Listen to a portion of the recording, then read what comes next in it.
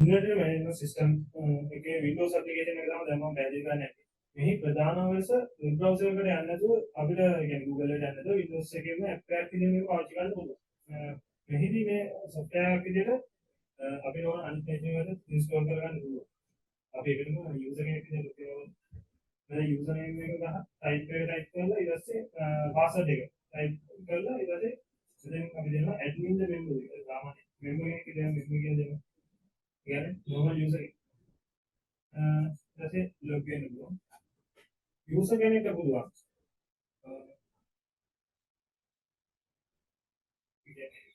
purchase item purchase කරන අතර විතරයි. ඒකට ඒකෙදි එයාට පුළුවන් මේ විදිහට අපිට පේනවා මේකට ටේබල් එකක් තියෙනවා. ටේබල් එකේ මේ විදිහට item number කියලා එකක් තියෙනවා. මේ item number අපි දැන් item number එකක් select කරොත් ගාමියා දාලා quantity එක අපි දැන් 10ක් එහෙනම් දීලා අපි මෙතන පුළුවන් මේ මෙතන තියෙන කාඩ් මේ කරපුවා අපි මෙතන බිල් එකට ඇඩ් වෙනවා. මෙතන කාඩ් එකට ඇඩ් වෙනවා. අපි purchase කරපු item එක. ඊට පස්සේ මේ පල්ලෙහා තියෙනවා number of items net total කියලා දැන් අපි ගත්තා ඒ වගේ එකකින් 10ක් ගත්තා ඒ unit price එක 8යි total price එක 80ක් විතර මෙතන ඇවිල්ලා තියෙනවා ඒ sheet මේක 8ක් ගන්න තියෙන total එක 80යි මෙතන දැන් net total එක දැන් අපිට මෙතන දෙනවා cash එක. ඒතර cash එක අපි 100ක් වගේ දෙනවා. දැන් අපිට ඕන discount එකක් දෙන්න පුළුවන්. නැත්තම් දෙන්න පුළුවන්. ඒක calculate කරගමු මෙතන වෙන balance එක. ස්ටයි. ඊට පස්සේ මෙතන අපිට වෙන නැහැ රිස්ක් එක අපිට මෙතන පුළුවන් මේක ක්ලික් කරගන්න. ඒ වගේම මේක ක්ලියර් කරගන්න පුළුවන්. ආයෙත් මොකද කරන්නේ ප්‍රොසෙස් කරන්න. ඊළඟ අපිට තව ඔප්ෂන් එකක් තියෙනවා පාස්වර්ඩ්. ඒ කියන්නේ අපි කලින් පේමන්ට් කරපු ඒවා කලින් බිල් ආයෙ අපිට මොන print කරගන්න පුළුවන්.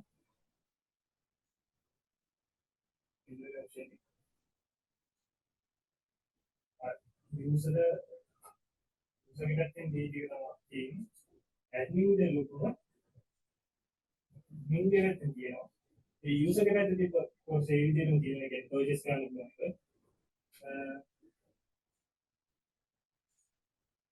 ඒකට අමුතව තියෙන features ටික තමයි එකක් අපේ system එකට items add කරන එක user privilege control කරන එක අනිත් එක report. daily monthly sale report අපිට ගන්න පුළුවන්.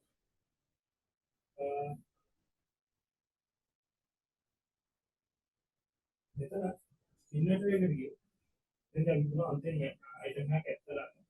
item number එක දීලා item name එක දීලා sample letter right minimum විදිහට RCA minimum කරන්නේ කියන එක දේවා. ඒ කියන්නේ අපි යම් කිසි වෙලාවක අපේ ස්ටොක් එකේ item අඩු වුණොත් ඒ කියන්නේ ඉවර වෙන්න කලින් අපිට ඕනින් එකක් එනවා මේ min quantity කියන එක. ඒ කියන්නේ අපිට ආයේ රීഓඩර් කරන්න ඕන quantity එක තමයි දෙන්නේ. ඒක තමයි 20ක් විතර දෙන්නේ. 20ට අඩු වෙනකොට අපිට reminder එකක් unit price එක 100ක් කියලා මේ එකේ maintain කරන දෙස්සියද ඊළඟට this media approve කරලා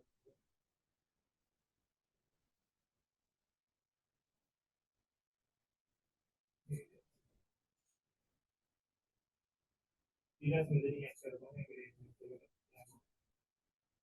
මෙතන තියෙනවා ස්ටොක් ඩීටේල්ස් සර්ච් කරන්න. සර්ච් කරන්න අපිට ඒ item එකේ name එක අපිට සර්ච් කරගන්න.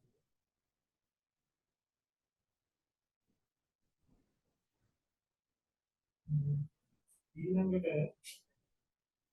user privilege control කියන කතාව කරලා admin පුළුවන් අනිත් user කෙනෙක් add කරන්න පුළුවන්. ඒ admin කෙනෙක් වෙන්න පුළුවන් නැත්නම් normal member කෙනෙක් වෙන්න පුළුවන්. ඒ වගේම එයාට පුළුවන්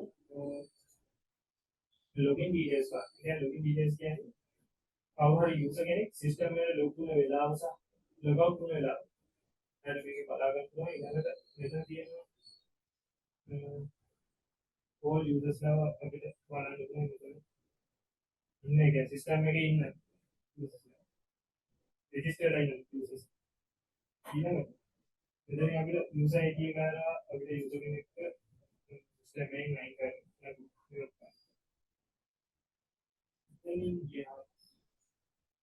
ඊළඟට පස්සේ නේද report එකට ගියාම report එකේ දෙන්නේ අපි මෙතන data එකක් එන්ටර්